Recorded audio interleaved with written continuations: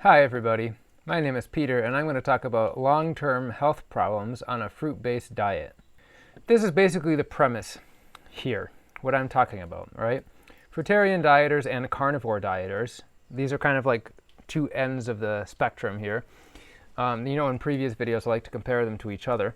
They both purport to have found mankind's species-specific diet. They both claim that, right? And of course, the idea being that a species-specific diet will provide superior health results to any other diet. The actual results have varied more than fruitarian and carnivore dieters care to admit, and their reasons for various poor results often seem like frantic goalpost moving rather than a true desire to explain or solve the problem. You just never did it good enough, for example, right? When I say fruit-based, when I say like fruitarian or carnivore, in this video, really what I'm referring to is a fruit-based diet or a meat-based diet, okay? So I don't think there's in terms of results, I know pure 100% fruitarians will say, well, if you have health problems, it's only because you're still eating vegetables. You have to be more pure and then you'll be healthy, right? Or something like that. Or the raw till 4 people will say, well, you just aren't getting enough calories. You got to eat some cooked food so you get enough calories, so then you're healthy, right?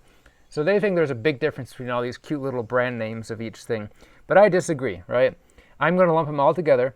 It also makes it easier for comparing them. So when I say fruitarian, I'm referring to anything from strict and loose fruitarianism, frugivore, raw veganism, 80-10-10, various different brand names and types, whole foods, plant-based diets even, right? When I say carnivore, I refer to basically a meat-based diet. That could be pure carnivore, could be nose-to-tail carnivore, paleo, primal, sapien, Weston A. Price Foundation type of diet, any of those types of things. And I find it's very helpful to pit those two diets against each other because they're both kind of competing to be, mankind's species-specific diet. Okay, let's look a little bit about the evidence behind why each one is supposedly the species-specific diet. Before I start getting into, of course, health problems, like the main subject of this video is long-term problems on a fruit-based diet, but also how people will have problems on a fruit-based diet, and then a lot of times they'll do their ex-vegan thing and they'll start eating a meat-based diet, and then they still end up having problems, right? So I'm going to talk about that as well, right? But first I want to talk about this topic, right? Why do we call it the species-specific diet, right? So fruitarians have some reasonable evidence behind their points, right? They say, for example, the absence of large canine teeth. Obviously, we have smaller canine teeth, right? Which indicates less hunting or tearing apart of raw animal flesh. We have all the work of Tony Wright and Graham Ginn, all the research regarding the biochemistry of fruit in our brains and how evolutionarily it's kind of tied together. It's possible that fruit played a big role in our evolution, and it kind of makes sense when you look at, for example, the bonobos and the chimpanzees, who are very intelligent and eat a diet based on fruit. But then you also have dolphins, which are extremely intelligent, and they ate basically a pure carnivore diet, right? So, okay. And then, of course, much of our anatomy resembles the frugivorous apes more so than any omnivorous animals, with the exception of the stomach acid levels, which I'll talk about when I go to the next column. Our DNA is more similar to frugivorous apes than any other animal. I know people on the other side of the aisle will say, well, this doesn't matter because we share however much percent of our DNA with a banana, right? It's kind of a red herring. What's important is those last few percent that is the difference between every single species on the planet, right? So if we have more DNA similar to bonobos and chimpanzees, that's more support for our diet being supposed to be like theirs. And then, of course, we have evidence that humans did consume large amounts of plant matter in the past, looking at tooth wear patterns and things like that. No evidence that they consumed only plant, of course, but anyways. And then, of course, the evidence for humans, the meat-based diet being the species-specific diet, right, is the presence of canine teeth. Although they aren't as large as carnivores, they are still there. Stomach acid levels of humans are more resemble that of wolves and carrion animals than the frugivorous apes. Now, this is a really strong point in their defense. And I would say I've seen vegans defending this point and saying, oh, well, that's the at-rest stomach pH. You need to look at the during digestion stomach pH or something like that.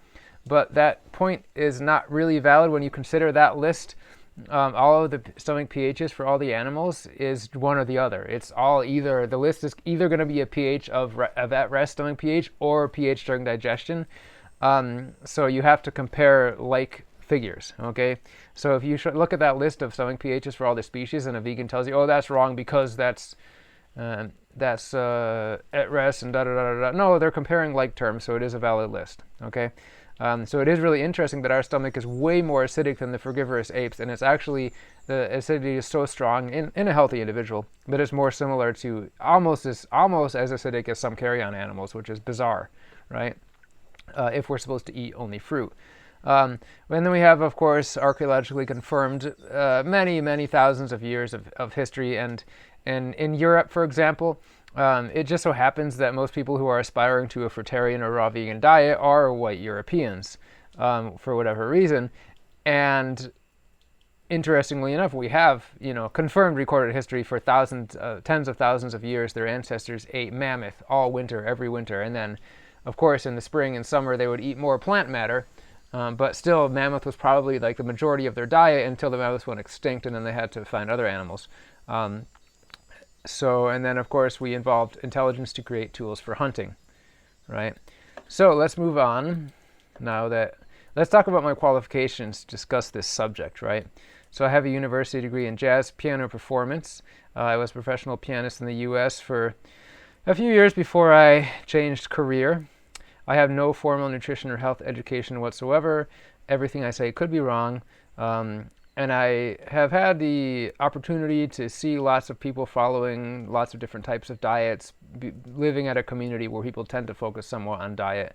And I've seen lots of real-world results way more than most people probably have, right? I've seen decent results. I've seen bad results. I look at these things objectively. And I try to look for evidence for my opinions rather than...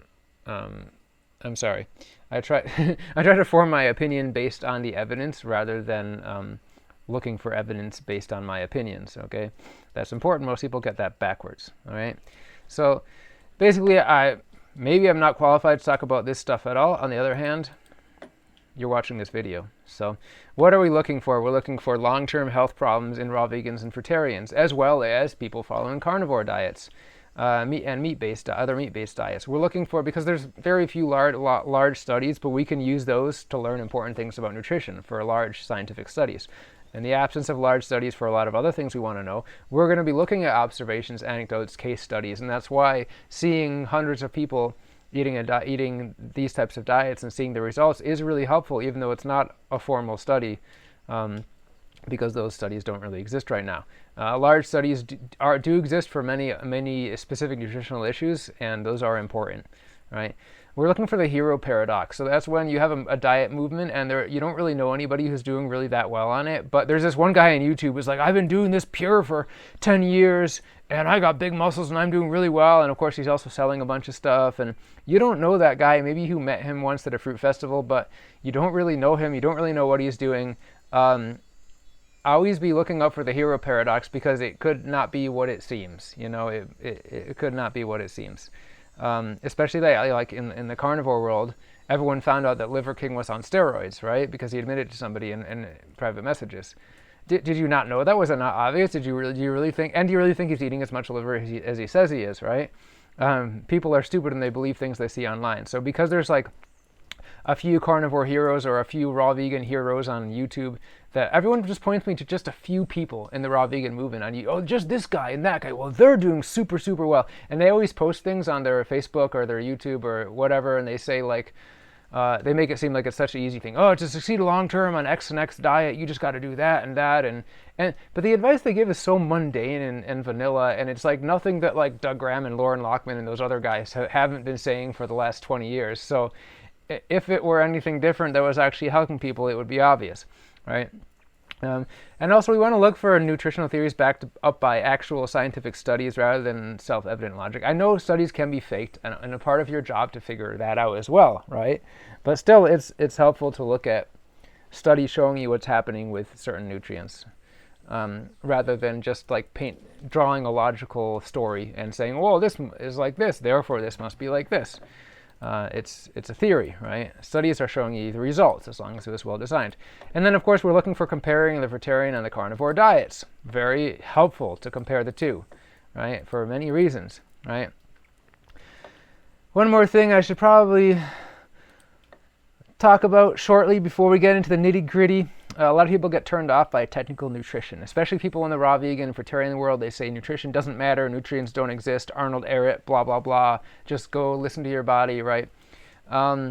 Okay, I think you should use a balanced approach between what you would call technical nutrition versus intuition, right? They're complementary rather than dichotomous. You're making a false dichotomy by saying, oh, it should all just be listen to your body, and right? How many people do I know that say they listen to their body and they're just destroying themselves, and then they're delusional about it, and they say they're getting amazing healing results, and you see them going downhill, and you don't know how to tell them because you know they won't listen to you, right? So obviously modern problems call for modern solutions. We live a very unnatural lifestyle exposed to many man-made chemicals and natural chemicals in artificially high amounts, right? It caused a lot of really technical problems that didn't exist when Arnold Ehret, author of the Mucosist Diet Healing System, was doing his work, right? And another thing, people often cite Arnold Ehret, and saying to ignore nutrition, but he did not really say that. In fact, he specifically says in one of his books that you need to build good blood via good mineral intake. You need to have strong blood, good blood, in order for your body to be strong enough to actually be able to detox. And this was 100 years ago or 70 years ago, whenever it was, when people didn't have anywhere near that. The worst thing they had in their lives was lead arsenate being sprayed on fruit crops. That's when they first started using chemical fertilizers, right? So that was when all these problems were first started, and he could say back then things kind of dismissive about nutrition, but that was also back when nobody really knew anything about nutrition. They had just started studying it, right? So he says a lot of really elementary things, and he does not say to ignore nutrition. People take that out of his book because that's what they want to hear. That's what fruitarians want to hear, right? But he did not say that. It's important to listen to your body, but for many people it's hard to be objective when they listen to their body, because they say they're listening to their body, but really they're listening to their body through the filter of a bunch of fruitarian and raw vegan ideas they picked up on the internet, or a bunch of carnivore diet ideas they picked up on the internet, and they don't want to be objective about listening to their body. They put it through a filter without even realizing it, okay? And then, of course, we have the Dunning-Kruger effect. You all know what that is if you watch my videos. It's when you don't know anything about something, but you think you know everything. And then as you get more experience in the subject, you realize, oh, this is complicated, right? And then, of course, finally, intuition is blocked by delusion, and delusion can be caused by technical nutrition problems such as zinc and DHA deficiencies, copper toxicities, all kinds of problems that people get themselves into on a fruitarian diet or a carnivore diet. And it makes them mentally ill, slightly mentally ill, and they get delusional, and they don't realize that they're having health problems that they are. So moving on. This is Ravana.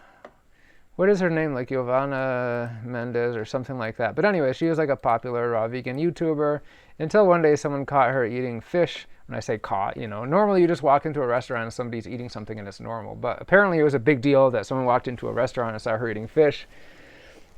And then she had to make her ex-vegan video and come out and da-da-da-da-da. And yeah, so that happens a lot, and you see tons of people in that movement leaving, and I know vegans like to dismiss it and just be like, well, they're just stupid, they're doing it for their taste, and they dismiss all their health complaints. But really, many of these people have a whole list of health complaints, and it's mostly in common. It's mostly the same types of complaints, right? Low energy, chronic fatigue, brain fog, it's a big one.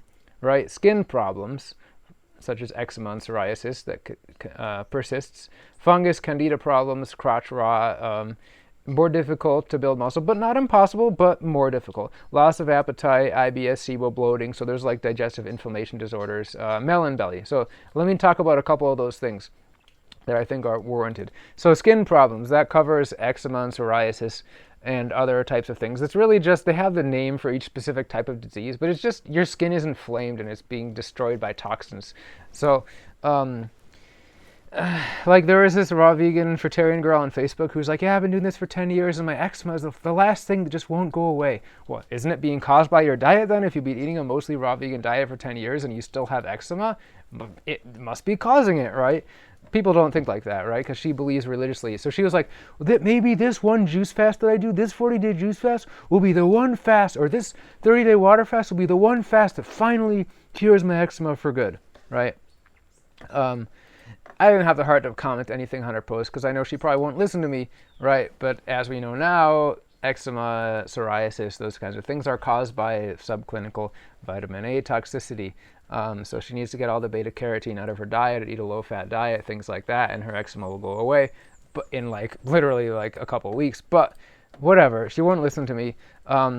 Maybe she'll see one of my videos, right? But she was really religiously pushing the whole like, this maybe this juice fast will be the one that finally gets rid of this health issue that she was still blaming on her past diet when she had changed her diet, not perfectly, but most of the time for 10 years, right? Fungus and candida problems, people complain about that crotch rot. Yeah, like somebody told me there's a woman they knew who was really kind of high up in the raw vegan movement, worked closely with Doug Graham for many years, had access to these top, professionals in the raw vegan 80-10-10 movement.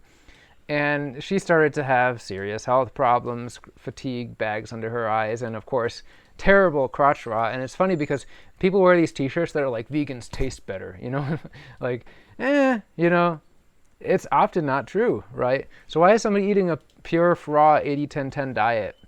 And they have these weird problems. They have this crotch rot that just keeps getting worse and worse. And they're doing everything. And of course, they can literally have free access to Doug Graham whenever they want. So this lady ended up becoming another ex-vegan and eating meat, and it solved a bunch of her problems. We'll get to why that happens later in this video. But moral of the story is, you can't run a movement where people aren't getting answers for their health problems. Their health problems aren't getting better. And then you blame them when they go on to some other diet. And you're like, well, you were never this in the first place. You were just you just missed the taste of bacon or something like that. You got to have actual solutions for people's problems, right? And not just ignore them, pretend they don't exist, blame it on other things without any evidence, right? Regarding IBS, SIBO, bloating, etc., if you read Grant Genero's ebook, Extinguishing the Fires from Hell, it's very clear that eczema and psoriasis and IBS and SIBO and those kinds of things, they're the same disease, right? IBS is eczema on the inside of your colon, right? Eczema is IBS on the outside of your skin, right? It's an inflammation of the surface tissue of your body, right? Moving on, and then of course melon belly. This is a very common complaint from raw vegan and fruitarian types. That basically, when you eat watermelon, and it's often when they first start in the diet, they can eat a whole watermelon or half a watermelon without any issues. But as time goes on, they can eat less and less, eating even a quarter of a watermelon. They get melon belly. I see a similar thing here in Ecuador with sugarcane juice. Fruitarian, raw vegan guys come to the communities here, and they find there's a sugarcane juice place right near town. So they buy tons of it. They drink 3 liters a day. And after some time, they can handle less and less and less and less, to the point where maybe they even drink a liter of sugarcane juice over half an hour, and they get melon belly, right? Which is basically this intense pain in your stomach and your intestines that it's very hard to do anything when you have that, because it's not just the pain, it's also you just feel like crap and you have to kind of lie in bed for half an hour till it goes away or whatever, depending on how early you catch it and stop eating. So I could go into a lot of detail about melon belly and what causes it and how to stop it in this video, but it would take a long time. I should probably make another video just about it. But basically, my current theory is that basically your liver isn't functioning as well. I mean, it's pretty obvious that it's fructose malabsorption, and Andrew Perlow covered this in his video where he suggested people take a chromium picolinate supplement, and it's basically blaming on the lack of trace minerals in the food, in the produce. And so if you take chromium picolinate supplement, it will cause your melon belly to get better. But I think this is just kind of one little aspect of the problem, and it's not going to totally solve it. It did provide some relief for some people, but it doesn't solve the problem, and there's a lot more to it, right? There's a lot more to the liver dysfunction in fruitarians and raw vegans that causes them to basically develop fructose malabsorption that gets worse and worse over the years, and that's no good. So that was the list of typical ex-vegan complaints. There may be more, and when I say ex-vegan, of course, I mean like ex-fruit-based, ex-fruitarian, ex-raw vegan, ex-whatever. There's not enough difference between those categories that they're deserving of to be separated, right? So when someone has these issues, there's a typical response from the vegan community, and of course the raw vegan fruitarian community is somewhat interspersed among the vegan community. Some people have ethical reasons for following their fruitarian diet and whatnot. Whatever. I'm lumping them all together because, like I said, they don't deserve to be separated. There's not enough difference to make it worth separating them. So the vegan community, they scream the same thing over and over again. if somebody makes a public post on their social media or blog about they're going to change their diet, right? They say, you were never vegan, you were just plant-based. Okay, great, right? And then they say, meat is just a stimulant, your health will go downhill soon. So they promise them their health will get worse. Even if the person has started eating meat again, and a few months later they're like, wow, this problem went away, this problem went away, this problem went away. I feel much better now. They still say, oh, well, I promise you your health will get worse. That's just the stimulant effect, right? So, of course, if somebody has a serious zinc deficiency and DHA deficiency and other issues, and they do something in their diet that causes those issues to be resolved quickly, it may, of course, cause other problems down the line if they're not doing things correctly. But in the end, what you're seeing is those problems being solved, and then somebody saying, oh, that's just the stimulant effect, right? Fixing an actual nutrient deficiency is not a stimulant effect, right? And then, of course, this is like a general appeal to science in the form of like a nutritionfacts.org is right, and everything is better on X diet.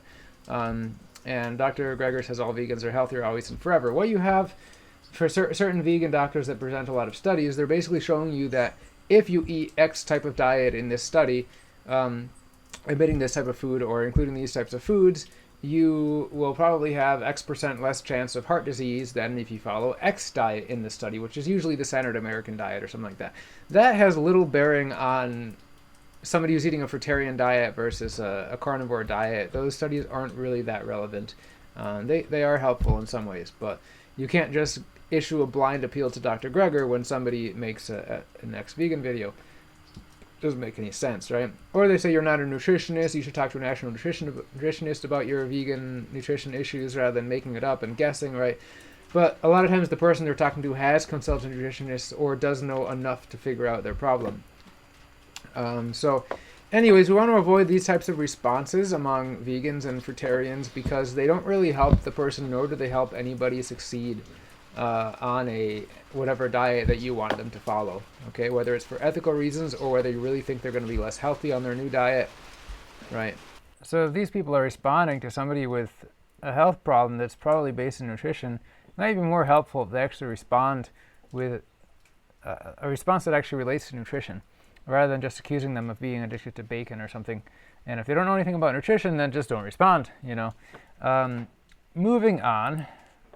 So obviously, if somebody is eating a fruit-based diet and after 5-10 years, their health is continuing to go downhill after the initial, of course, initially their health gets way better. But if somebody starts to go downhill after some years and they can't figure out why, and a lot of times they'll start eating a certain brand name of meat-based diets, whatever that would be. And you see these people a lot of times end up having problems as well, right? A lot of times they fall into the trap of, okay, now this is the one diet that's going to give me health, you know, for a few years. And then, so the weird thing like that I've seen is a lot of people on the paleo diet, especially some of the talking head types. I've seen the red face phenomenon. It's like, why does Lauren Cordain have a red face? Why do some of the other guys have like a rosy red face? Like, it's not sunburn. It's not from being healthy. It's not normal to have like a bright red face.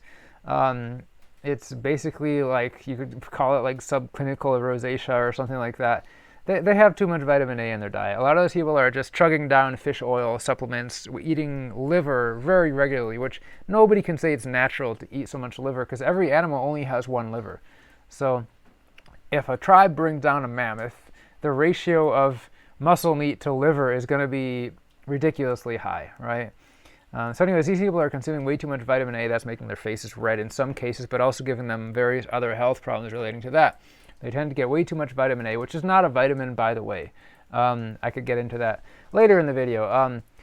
They often get too much copper. Liver is very high in copper, but also if they eat chocolate, lots of, because people tend, there's kind of like a stereotype, people on the paleo diet are always drinking tons of coffee as a stimulant to keep them going. So of course, if you have chronic fatigue from vitamin A toxicity, you're going to be eating lots of caffeine. I know raw vegans also have their problem with Krakow.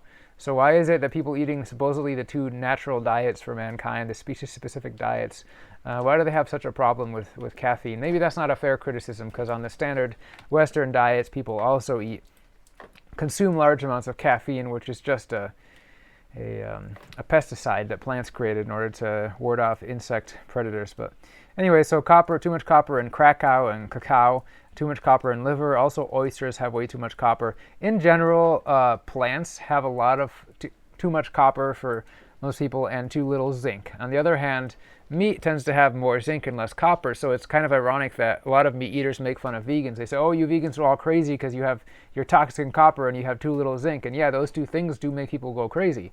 But you have meat eaters have the exact same problem because they somehow still figure out a way to get too much vitamin A, too much copper, and too little zinc, right?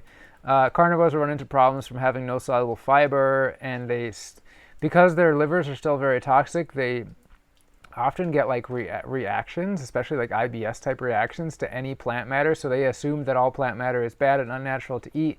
They eschew it altogether. They don't consume any fiber whatsoever. But obviously you need soluble fiber to absorb bile that's constantly being excreted, not constantly, but from your gallbladder, from your liver, right? So you need soluble fiber to absorb bile, which is how your liver gets rid of toxins the primary way, right? And if you don't have any soluble fiber, you're reabsorbing a lot more of the toxins from your liver that are supposed to be leaving your body when you poop, okay? So that's going to cause problems amongst the carnivore folks. The too much fat, somebody got the idea into everyone's heads. You see a lot of like controlled opposition type stuff going on in these dietary movements. They all want everyone to fail, so they make lots of money. And of course, the global elites have other reasons for wanting everyone to fail. So one of these ideas is like, people should eat like a fat-based diet. Don't be afraid of fat. Tons of butter and this and that and coconut oil and really everything I have learned so far leads me, whether you're eating a fruitarian raw vegan diet or a carnivore meat-based diet, in all cases, eating a high-fat diet for a long period of time is just not going to be good. And this one guy online, I remember right after his ex-vegan thing, he started posting like all this stuff. Yeah, the brain needs animal fat. We need animal fat. You need a... Right, okay, so like there's nutritional aspects to animal fat, just such as the fact that it contains omega-3 and not omega-6. So in terms of the ratio of omega-3 to 6, it's way healthier than most plant fats in terms of the omega-3 to 6 ratio. But you can't take that and run with it and just be like, therefore we should be just frying our beef in tallow and putting butter in our coffee, and they end up eating a really high-fat diet, or living in ketosis all the time, whereas ketosis is a stressful emergency state, right? So too much fat. Fried junk and caffeine obviously is going to give you problems. Consumption of superfoods. There's a whole bunch of crap out there that is called superfoods. When something is called a superfood, generally what that means is it's super toxic. It has extremely high amounts of some, especially plant superfood, some plant toxin. Like, for example, a lot of times a plant superfood will have they'll say it has a ridiculous amount of vitamin X, whatever that ends up being, but it also has a ridiculous amount of oxalate, or has a ridiculous amount of beta carotene, or some unfathomable amount of some anti-nutrient that they don't mention to you, right? And then there's like animal superfoods like bone broth. Did you know that bone broth pulls lead out of the bones? They tell you that bone broth is good because you're cooking bones for hours, slow cooking in a pot for many hours, or even over a couple days. They tell you it's good because it pulls all the minerals out of the bone into the broth, and then you consume all these great minerals. But hey, if it's pulling all the good minerals out of the bone, it's also pulling all the bad minerals out of the bone, and your body puts lead in your bones to get it out of the way, right? And there's lead naturally in the soil, so it's not just about animals that are exposed to man-made lead, like via contamination in their feed, which is also a thing. And then of course toxic supplements, which I'll detail in a later slide. I'll give you a list of supplements you should never take, and some of those might surprise you. So say you're an ex-vegan, you're still going to run into a bunch of problems, right? If you follow the advice of all the talking heads on YouTube who are mostly giving you controlled opposition types of advice. Let's look at this nice Venn diagram that I made. So the fruitarian raw vegan diet and the carnivore diet have more in common than you might think, okay? So running down the list on both sides, people on a meat-based diet, they tend to experience low tolerance of other foods. One of those famous carnivore YouTubers talked about how he ate some apples or something and got sick. The whole raw vegans will talk about how they had some cooked rice and they were sick for days, and carnivores will do the same thing. They'll I ate this fruit and that, or I just get huge flare-ups whenever I eat any da-da-da-da-da. Right? You shouldn't be getting to the point where you just can't tolerate any foods that you used to be able to eat a long time ago. That just means your body is not functioning anymore, right? That's bad. That's not a good sign. That doesn't mean it's the natural diet to eat only X food, and you're developing to the point where you can't tolerate anything else. There are specific reasons why that happens, right? But I don't want to talk about that subject for 10 minutes. Red face rosacea, which links to toxic liver. Carnivores generally often consume too little soluble fiber to absorb bile and help it. It's like a sponge that absorbs bile and helps out of your intestine to be eliminated.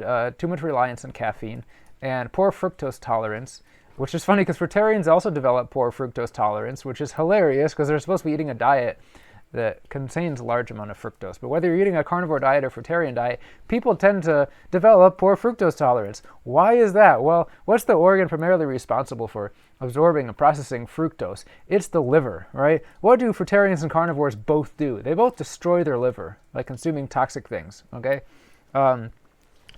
So on the fruitarian diet side, tooth problems. Nobody can deny there's a serious problem with teeth in the fruitarian movement. I've seen so many guys come to this community just have tooth problem after tooth problem. At first they blame it on their past diet, but it gets to the point where they can't blame it on their past diet anymore, especially when like new cavities develop right in front of us, right? Often from consuming acidic fruit. I've seen fruitarian families with raw vegan children that their baby teeth get eaten holes in it, and they let the kids just snack on acidic fruits all day long, like lemons and passion fruit. I've seen it happen to multiple families and multiple kids.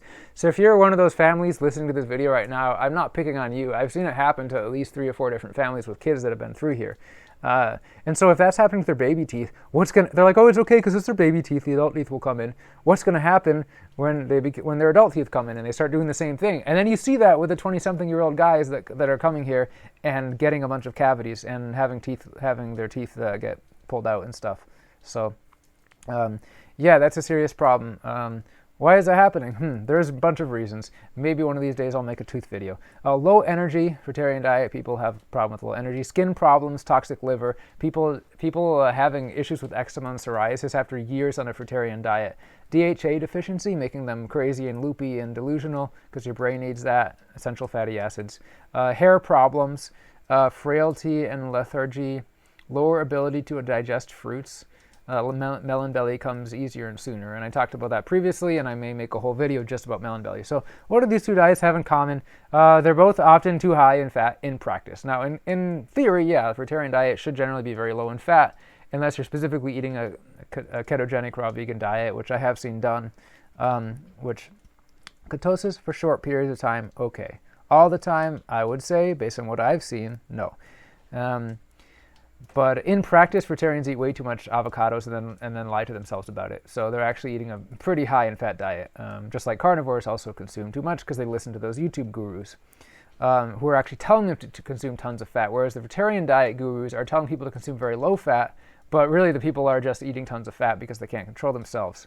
Toxic liver, they both have toxic livers. Both diets claim to be the supposedly natural diet of mankind. Both diets often have problems with copper toxicity and subsequent zinc deficiency. Both diets have problems with retinol, aka vitamin A toxicity. And it's funny because carnivores make fun of fruitarian people for like one of those things. Oh, they're all vitamin A deficient because their bodies can't convert beta carotene to vitamin A. Da, da. Man, if you only knew how wrong that was. And then, of course, intestinal parasites and fruit intolerance. All right. It sounds like maybe carnivore and fruitarian diet people should be friends because maybe they could work on their problems together rather than just bickering at each other. All right, so you're asking for advice, and everyone wants to say it's never the diet because everyone wants to believe the diet they're following is the species-specific diet for mankind, the carnivores and the fruitarians, right? So it's just the detox that's giving you those problems, right? But after 8 years, is it still the detox? You're never following the diet correctly. There's always just one little thing you have to do, one thing you're not doing. Whatever the one thing is you can't get right, that's the one thing that must be causing all your problems, right? You're just not doing it 100%. You're never paying enough attention to lifestyle factors, right? Things like sleep and sufficient water intake and reducing your screen time and your stress and stuff like that. Your body is only reacting this way to that food because it's clean now and it can't tolerate anything else. This is a poor excuse for your body, your liver just not functioning anymore and you having an immune reaction to foods that you shouldn't have immune reactions to. It's a weak excuse. Stop using it. Other excuses: you've used your body for many years. These problems are just from your previous diet. Okay, but after 5 to 10 years on a supposedly species-specific diet, you can't use that excuse anymore, okay? Other people just say you need to fast more. Like, water fasting is the key. You just need to do this, 30-day fast, and then you'll, right? But then you also meet people, on the other hand, that have done a bunch of 30-day fasts, and their health is deteriorating, and they're delusional about it, and they tell you that they got all these health benefits from the fast. Right, but everything you see and know about them, you look at them, you see how their health actually is, and you realize, wow, this person is delusional. All right, so everyone wants to blame everything except the natural species-specific diet they're supposedly following.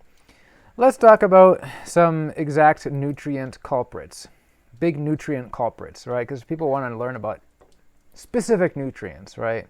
It's one of the things I promised beginning of this video, probably. Zinc versus copper is very important, and you can screw it up whether you're on a fruitarian diet or a meat-based diet or something in between, okay?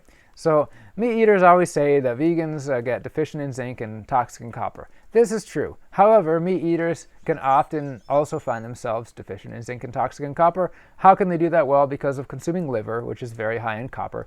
Consuming certain other foods, if they consume nuts, for example, people on a paleo diet might consume nuts, and those tend to be high in copper, especially cashews and some other nuts as well. Cacao is very high in copper. And zinc, it's hard to get a lot of zinc because it's not so much in the soil, right? So everyone, when they're vegan, they're like, oh, just eat pumpkin seeds to get enough zinc. I don't know, maybe for some people. Pumpkin seeds also contain phytic acid, which binds to things like iron and zinc and prevents their absorption.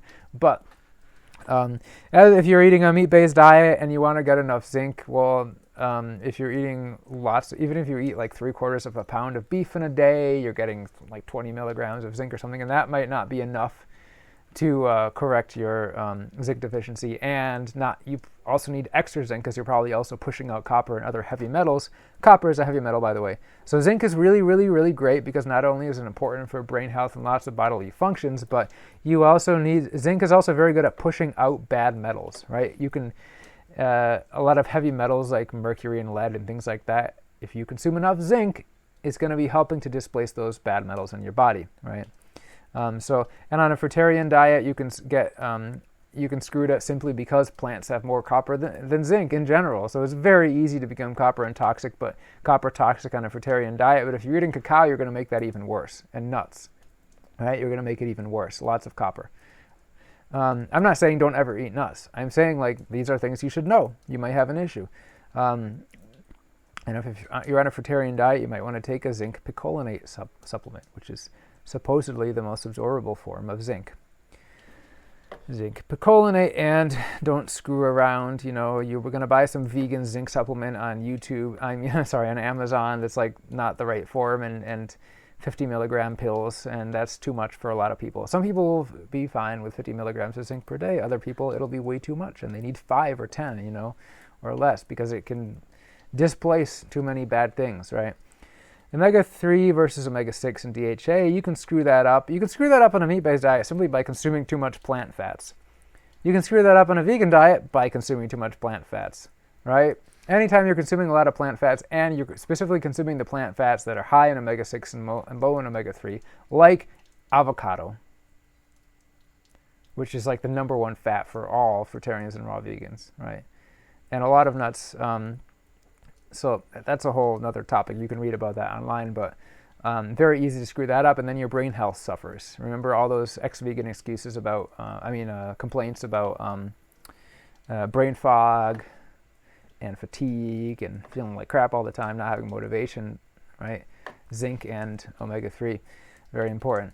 Low fat versus high fat and being in ketosis. So like I would say, I would recommend keeping your diet as low in fat as possible. Everything I've seen so far shows me that. Definitely look into carotenoids and retinol. So vitamin A, it's known as vitamin A. You can look at the works of, Dr. Anthony Mousen, who first started doing studies on vitamin A and cholestasis and disease, but Karen Hurd sort of discovered this as well. But if you really wanted to look into it, check out Grant Genero and Dr. Garrett Smith, right? They're the ones who really brought it to the masses. So at ggenero.blog, you can look at Grant Genero's free ebooks, one of which is called Extinguishing the Fires of Hell, and you can learn all about vitamin A toxicity and how a lot of your problems is caused by that. I would say it's probably that and copper are probably the two most important and dangerous toxins in your diet. Sorry, raw food it's not acrylamide and aromatic hydrocarbons. Those are certainly bad, but there are plant toxins that are way worse. There are plant toxins in raw fruits and vegetables that are way worse for you than anything you're creating by cooking the food. So just keep that in mind, right? There's a whole new world of information for you out there. If you want to eat only a raw food diet, that's great, good for you, but keep in mind plants are trying to kill you, right? There's a lot of plant toxins out there.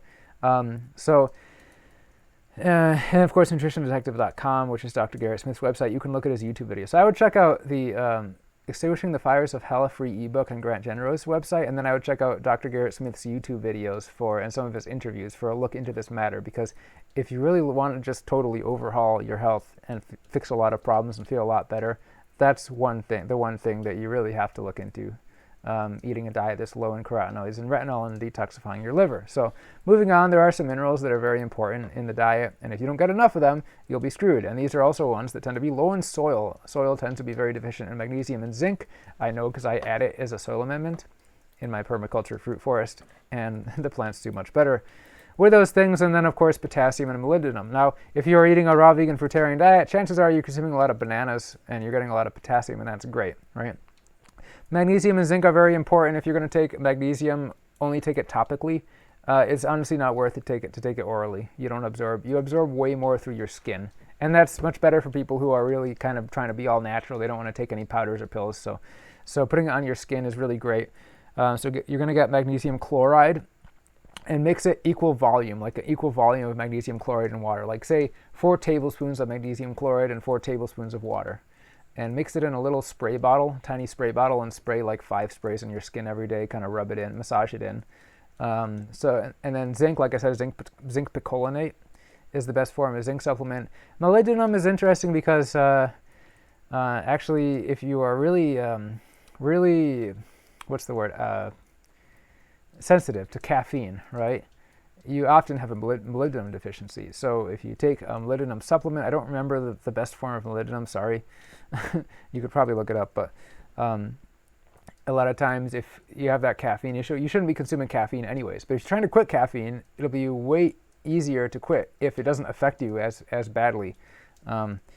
A lot of times people think, oh, it has to affect you badly to want to quit. No, it just makes your life more miserable. So if you have that thing where you, like I used to have, where like you have a half of a chocolate bar at noon and you're awake until 3 a.m. with the jitters, you're really sensitive to caffeine and you almost definitely have a molybdenum deficiency, all right?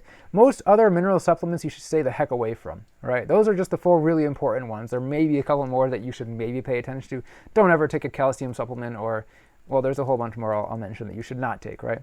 Another big nutrient culprit here is high anti-nutrient intake. So carnivore diet people love to talk crap about how plant foods are full of anti-nutrients, right? And that's true. And we learn about, we domesticate plants so that they have less, but also we use certain methods such as cooking and fermentation that reduce those things as well. So phytic acid is in nuts and seeds and grains that you can look on PubMed and find that it binds to zinc and other important minerals and prevents their intake in your body. So it binds to good minerals and prevents their absorption, right?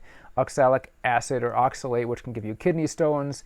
Carambola or starfruit is very high in oxalic acid. And there's other things that are kind of high too, so it's good to keep an eye on that. Lectins, everyone's all big on this whole I'm going to stay away from lectins. I'm going on the lectin-free diet, right? So a lot of these things you're really sensitive to because your liver is toxic. And what are the 2 primary things that are making your liver toxic? Vitamin A and copper, and a bunch of other stuff too, but you'll find that a lot of problems go away if you just take care of those 2 big culprits, and then you can focus on the other stuff, right?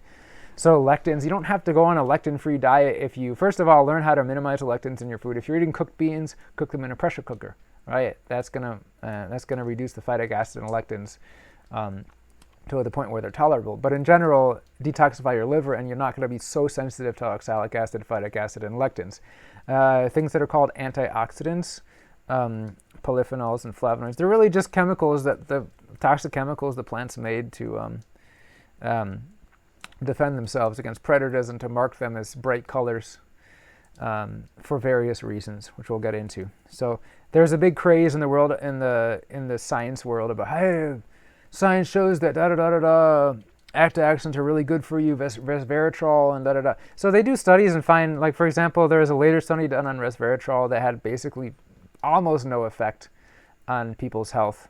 They did a study on old people in a nursing home. They gave them a resveratrol supplement.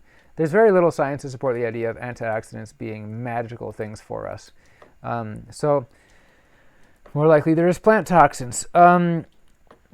That being said, our body can certainly handle a large amount of plant toxins because we've been eating plants for hundreds of thousands of years. Even when we were eating primarily mammoth in Europe for 30,000 years, we were still eating large amounts of plant matter during the warm season when it was available, right? So anyways, a little bit more about omega-3, 6, and DHA.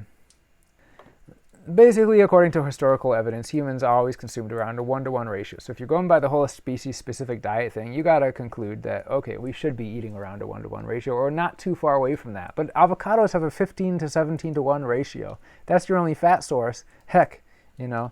And the issue here is that your body has to convert both omega-3 and omega-6 into something else, and it's the same rate-limited enzyme that does that. So if you consume, the reason the ratio is important, if you consume way too much omega-6, your body's resources are tied up in trying to convert all that omega-6, and it gets converted into something inflammatory, and it's not good for you, and you really want that enzyme to be used for the omega-3, so just don't consume as much omega-6, which is very difficult on a plant-based diet.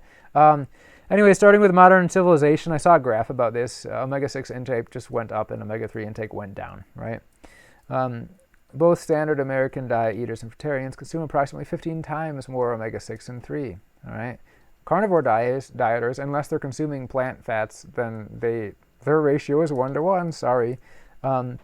Flax, chia, hemp, macadamia, walnuts have more decent ratios than most other plant fats, especially those first 3 items.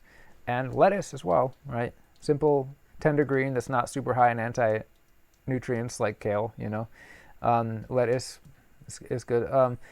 Sunflower seeds, sesame, pumpkin seed, cashew, all have terrible ratios. Avocado has a terrible ratio.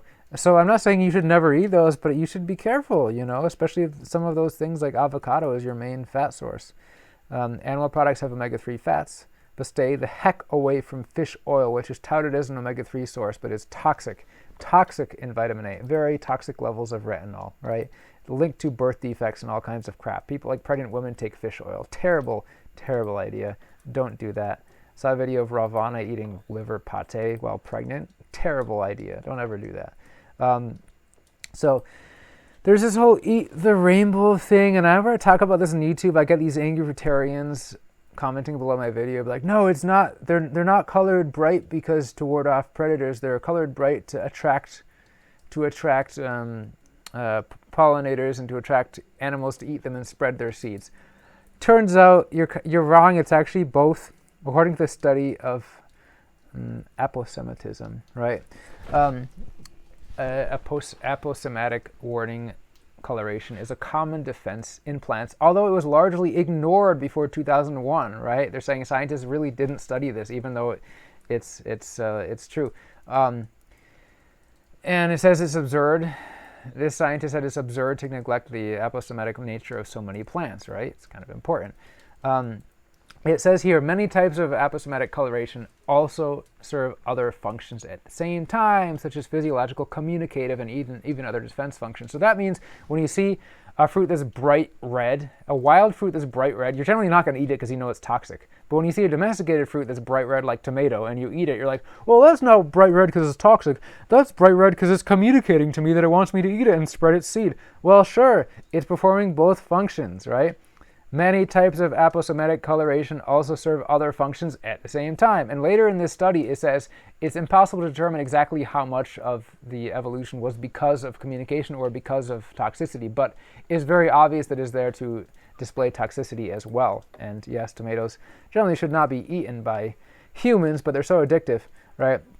So this guy, a very intelligent man, Dr. Garrett Smith, kind of tried to find the history of the eat the rainbow idea, which is the idea that you're supposed to eat as much brightly colored things in your diet as possible to make you healthy. And it really just means you're consuming lots of plant toxins, specifically carotenoids and certain other coloring chemicals, which are there to, yes, communicate to pollinators, and but it's also there to repel predators because they contain toxins. But anyways, so he found out where the term first was discovered, and then it was in the 80s in a book by an artist, and then it was forgotten for many years, and then government TV stations and government sources started pushing the campaign again in the 2000s, and starting, Sesame Street and other places. So really just very recently, about 20 years ago, this Eat the Rainbow thing started to come into the mainstream, all right? It was never considered to be important before that. Eat the Rainbow. So if you want to learn about this more, if you're interested in this, you should look into the following topics, right? The history of the tomato and the orange carrot, okay? And the history of other things. For example, people are like, well, the Japanese, the Taiwanese have been eating sweet potatoes as their staple of their diet. It's an ancestral diet, and they're fine. They have the longest longevity in the world or whatever, right? They've only been eating sweet potatoes for... Somebody said that about Taiwan. I looked it up. They've only been eating sweet potatoes in Taiwan for 400 years since the Spaniards brought them there, right? It's not an ancestral food at all, right? So the history of most modern and brightly colored fruits and vegetables, when did they first pop into existence? The orange carrot has only been consumed for around 400 years. Before that, carrots were white or other colors, nowhere near as much beta-carotene, which is toxic. An orange carrot was developed in Afghanistan in around 400 to 600 AD, I want to say, but it didn't really take on. It was the Dutch one 400 years ago that really was super orange and addictive, and it took over the carrot industry. So some wild fruits obviously do have bright colors, I would say, because they contain large amounts of plant toxins. The fruit doesn't care how long the person that spread its seed lives for. So the one thing that goes in the favor of raw vegan and fruitarians, which Dr. Garrett Smith has also mentioned, is a diet that's low in fat and high in fiber. Both are important. Will cause you to absorb fewer plant toxins. Like fruitarians who are eating a very pure low-fat diet will eat a watermelon, and their excrement will be colored red, right? That's a lot of beta-carotene. That's lycopene also. That's a lot of lycopene and other plant toxins that aren't being absorbed. Or when you eat papaya and your poop is orange, that's a lot of beta-carotene that's not being absorbed. If you up the fat in your diet a little bit, all of a sudden your poop's not going to be orange anymore. It's going to be brown because that stuff was in your intestines a lot more. And guess what? You absorbed all the beta-carotene in that case, right?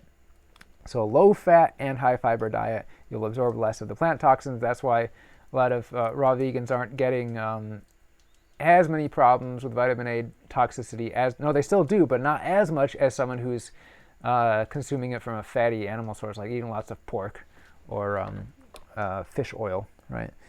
And then there are numerous examples of shamans requiring participants in psychedelic plant ceremonies to eat a white diet, a diet low in colorful plant toxins, right? So, and yeah, obviously there's lots of white and translucent colored fruits, so you could still eat a raw vegan diet if you want to, and just keep your beta-carotene low to avoid a number of health problems. So my friend does research on this subject occasionally, and he mentioned the Kogi tribe from Colombia puts people, the shaman babies and the shaman mothers are put on basically a carotenoid-free diet. How do they figure this out? I don't know. White beans, white potatoes, white snails, right? The mother has to follow it when breastfeeding the baby shaman. So they stress that everything should be white and free from blood, and specifically state those three foods. And then, of course, there's another tribe that they mentioned when somebody went to the jungles to do ayahuasca, one of those explorers a long time ago, they put them on a diet of boiled yucca and water, which is, hey, a carotenoid-free diet. So that's all very interesting. To summarize this topic a little bit, retinol and carotenoids causally linked to schizophrenia, because whenever I mention things to people about studies like, well, that's just correlation, not causation. Well, there's actually a study showing that they found a causative relationship, not correlative, causative relationship between normal vitamin A consumption, normal, not over-the-top polar bear liver, normal consumption and schizophrenia, right? That's insane that you can find stuff like that. There's tons of studies showing stuff like that very clearly with vitamin A, and the mainstream world just ignores it, right? So all plants have toxins as defense mechanisms. Yet people have eaten plants for their entire existence, right? So you should be aware of which plants are the most toxic, so you can avoid them, and then do things in your diet that make you absorb less toxins, such as low-fat, high soluble fiber, and of course detoxifying your liver so you're not as sensitive to those toxins, right? We bred things to be more bright, addictive, and colorful, right? There's all kinds of studies on carrot juice. There's someone who developed an addiction to carrot juice, died from it. There's other people who have died from carrot juice. When your skin turns orange from drinking too much carrot juice, your liver is toxic. It's gotten so toxic it can't excrete anymore through your bile, and it all goes into your skin, and your liver just doesn't magically become non-toxic once your skin is not orange anymore. No, you still have the underlying problem. It takes a long time to get rid of all that built up retinol. So a lot of these super high retinol and carotenoid and solanine rich foods, like tomatoes, for example, are on every eczema and autoimmune disorder trigger foods list. Look up trigger foods lists. People who have certain autoimmune disorders will say these foods trigger me. What's on a lot of those lists? Tomatoes, eggplant, chili peppers, right? Bell peppers, and a number of other high carotenoid and high solanine foods. If you eliminate these types of foods from your diet, you'll see things like psoriasis and IBS go away completely. And it's a missing link between the failures on both the fruitarian and carnivore diet. So people have health failures on both fruitarians and carnivore diets because of the same nutrients. It's interesting how the YouTube gurus on both sides are pushing things in a way that cause people to get the same types of health problems. Almost like it's coordinated. Right? And finally, vitamin A is Bill Gates' favorite vitamin, which we can see here. He spent millions of dollars developing. He actually lost lots of money developing GMO rice that had beta-carotene and is now working on developing GMO banana. It's never going to be economically viable. He just does it to poison people, right? So, in summary of what happens if you're a fruitarian and you start eating a carnivore diet, following the advice of all the YouTube gurus, all right, which is sure to lead you down a path full of failure. You will improve the following deficiencies right away: DHA, zinc, B12, and certain specific amino acids that you may have some issues with, right, based on your genetics and other things. You will either fix or exacerbate your copper toxicity. By the way, exacerbate means to make worse. So you will either fix or exacerbate your copper toxicity depending on what specific brand of carnivore diet you follow, and if you follow all their advice, like eating lots of liver and fish oil, then you'll make it even worse. So, or you might fix your copper toxicity if you happen to follow a carnivore diet that's low in copper. You will often exacerbate your retinol or vitamin A toxicity because following the carnivore YouTubers, you'll be eating lots of liver and pork, right? Which is bad, and dairy, right? So you'll be consuming lots of retinoic acid, retinol, and other forms of it. Carnivore diet coming from fruitarian and raw vegan will often eliminate their symptoms of their IBS type diseases, right? But sometimes not, and sometimes the symptoms return. Now, the other thing, you might eliminate your symptoms of IBS diseases following a meat-only diet, but your symptoms will return if you start to eat plant foods again. And people say, well, that's because the meat is a natural diet and plant is not. Well, it just indicates the problem is being suppressed because your ancestors ate more plant-based diet in summer months and more meat-based in winter months, and they didn't have IBS in the summer months. So if you eat plant foods after eating carnivore for a while and your IBS symptoms come back, you're not healed. You haven't healed anything, right? You still have retinol toxicity. Your liver is basically excreting a substance that's slowly disintegrating your intestinal lining, right? Or coming out through your skin and disintegrating your skin, hence eczema and psoriasis, right? So if you eliminate that toxicity, the gut and your skin won't be so inflamed by retinoic acid when plant fiber passes through it, right? I put some text in the box down here, right, to kind of explain this in another way. Fiber and sugar are not the problems carnivore dieters make them out to be.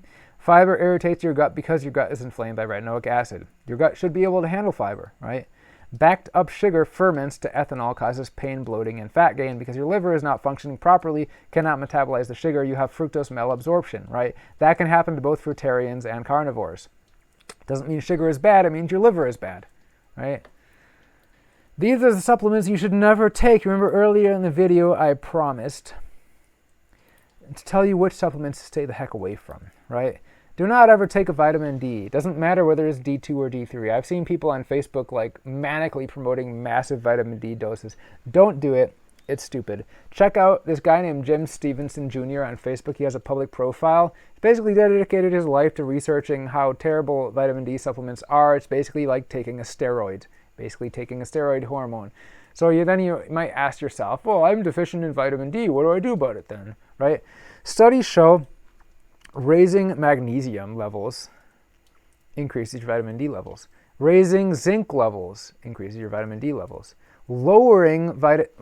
Studies show lowering your vitamin A levels increases your vitamin D levels. So shouldn't you get your magnesium and zinc good? And of course, get your copper down so your zinc goes up, right?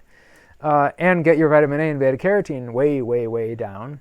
And then your vitamin D problem is going to take care of itself, right? And similar thing with iodine, by the way. Vitamin A also interferes with high vitamin A toxicity, also interferes with iodine. So rather than doing this super complicated and dangerous iodine therapy, which I did, by the way, and I know a lot of people who have done it, but if you can solve an underlying problem rather than doing that, that would be great. Then never take a vitamin A supplement that includes fish oil. Again, check out ggenera.blog, check out the free ebook on that website, Extinguishing the Fires from Hell, and you can look at Dr. Garrett Smith, his YouTube videos on the subject. Don't take any carotenoid or antioxidant supplement. Terrible idea, and that includes anything ending in anthin or ene, like lutein, for example. Never, ever take a copper supplement. There's a Facebook group, there's multiple Facebook groups probably, promoting copper supplementation as a solving a bunch of health problems, right? And they say, oh, if you take a zinc supplement, you got to make sure you also take copper supplement at the same time to balance them out. No, that's stupid and that's wrong. This copper group on Facebook is hilarious because the admin wrote a book, so he sells the book. I don't know, it's probably called like the Copper Solution or something. But anyways, he sold the book and sells the book, makes a lot of money on the group. And one of the admins on the group actually turned blue from taking so much copper supplement. Following the advice in the book, following the advice in the group, he turned blue, became very toxic in copper. Now he has health problems for years following that. There was a big falling out in the group. He left. And the group just still goes on. And there's plenty of proselytes in there. Never take and copper is a toxic heavy metal, right? So yeah, that's not to say, obviously there's copper in trace amounts in all food, and trust me, you're fine. You don't ever need to take any copper. There's no such thing as a copper deficiency. Boron and manganese, don't take these ever. It's just too easy to screw it up. Boron is going to make you sterile if you're a man, and manganese can give you all kinds of problems. Don't take boron and manganese supplements. Never ever take a vitamin B6 supplement, or I would say even a B complex that has vitamin B6. Vitamin B6 can cause neuropathy. It's very easy to get neuropathy from vitamin B6 by taking, the supplements they sell like high dose vitamin B6 supplements. It's really not good. You're surprised. I've taken a lot of these supplements in the past, but I'm telling you not to take now. So learn from my mistakes. A lot of the stuff out there you should just not take. There are a few supplements that would be great to take. Some of the minerals that I mentioned earlier. In general, stay away from anything to detoxify heavy metals except for zinc perchlorate or pectin, which is in apples, right? Pectin is great. Zinc is amazing, right? If you're taking massive amounts of cilantro to detoxify heavy metals, it might work, but then you're also consuming large amounts of beta carotene and oxalic acid and certain other anti-nutrients that are very high in cilantro. So taking huge amounts of cilantro, why don't you just take a zinc supplement, eat foods that are high in zinc, or eat a lot of apples that are high in pectin? They're going to do just as good of a job, trust me. And things like chlorella and algae, which might be good at detoxing heavy metals, but they contain high amounts of a certain cataxanthin or something like that. It's a certain so-called antioxidant that's just particularly nasty, and that's an algae. And don't take superfood supplements or superfoods or whole food supplements where they just basically powder some really toxic plant and put it in a pill and sell it to you, right? Not good. Stay away from all those supplements. More advice for you to follow, right? Real world advice, whether you're on the carnivore diet or the fruitarian diet, right? Click on the right-hand column first. Fruitarian diet, if you're eating a raw vegan or whole food plant-based or raw till 4 or WFPB diet, whatever brand name it is, stay the heck away from cacao. Quit it. It's a bad addiction, right? Too many nuts. Don't eat too many nuts. They're high in copper and high in fat. Seaweed and algae, not to mention, there's obviously all these contaminants from the sea, right? But then there's canthaxanthin, which is a particularly nasty supposedly antioxidant. It's just a toxin, right? Avocados and other super high omega-6 sources and oils, seed oils. Maintain a strong disrespect of all seed oils.